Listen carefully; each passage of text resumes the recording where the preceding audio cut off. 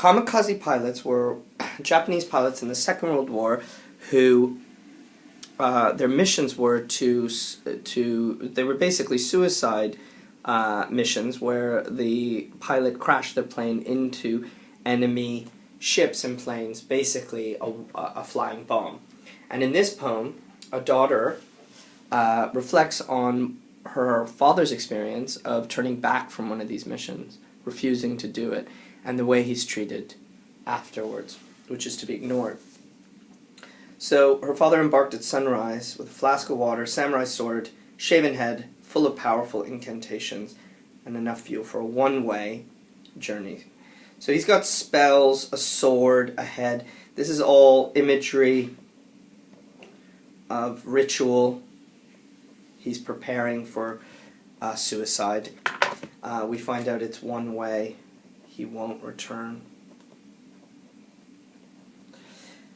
But halfway there, she thought. So it's really crucial in this poem to think about who the speaker is.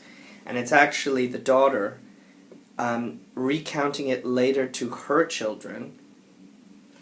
So she's passing on the story. So like poems like My Last Duchess, this is a poem about almost as much about the transmission of the story as the story itself. He must have looked far down at the little fishing boats strung out like bunting on a green-blue translucent sea. So now the imagery and description is of the natural world.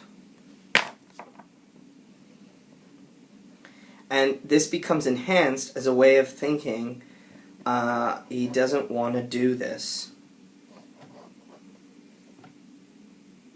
Strung out. A huge flag waved. First one way, then the other, in the figure of 8 fishes. Flashing silver. Bellies swiveled. So this big group of fish doing a figure 8 in the sea. And the movement is described as a huge, the simile is a huge flag. But the imagery again is vivid and alive in a way that makes us think, oh, this is why he wanted to continue to live. Because he remembered how he and his brothers, waiting on the shore, built cairns of pearl gray pebbles to see whose withstood longest the turbulent inrush of breakers breaking their father's boat safe. I mean, before we go to that, it's again the imagery is continued, memory. This is a reason to live.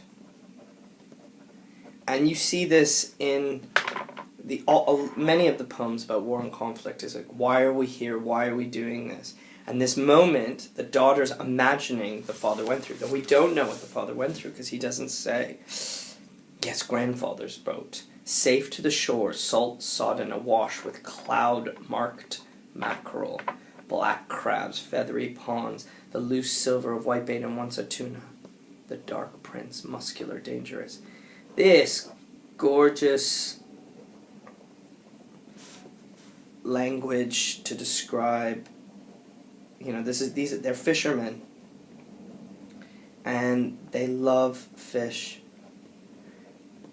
And this love of life is really underneath this poem. This is what this poem's all about. And the detail, again, is from the daughter imagining what the father went through to turn his back on the sword, the spell, the shaved head, all that he was supposed to do, to go into history. And the voice changes here.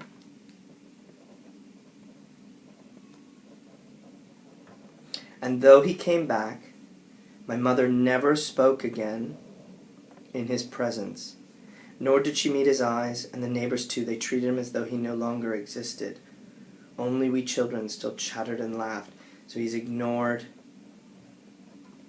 no longer existed is a heavy thing to say, till gradually we too learn to be silent.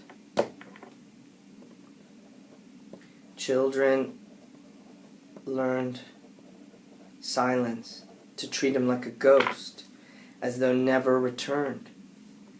No longer the father we loved. It's a poem of betrayal. And sometimes she said he must have wondered which had been the better way to die.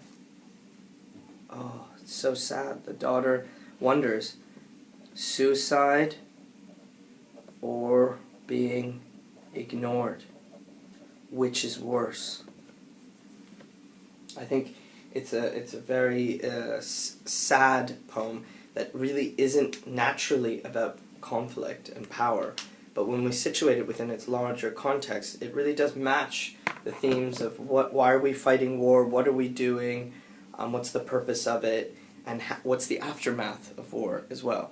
The imagery, the natural imagery, really is wondrous here and keeps, in the daughter's eyes, the father alive, and it really contrasts with the dark imagery of some of the other poems like Exposure or Storm in the Island, where nature is really an aggressor. Here, nature is something beautiful and to be celebrated.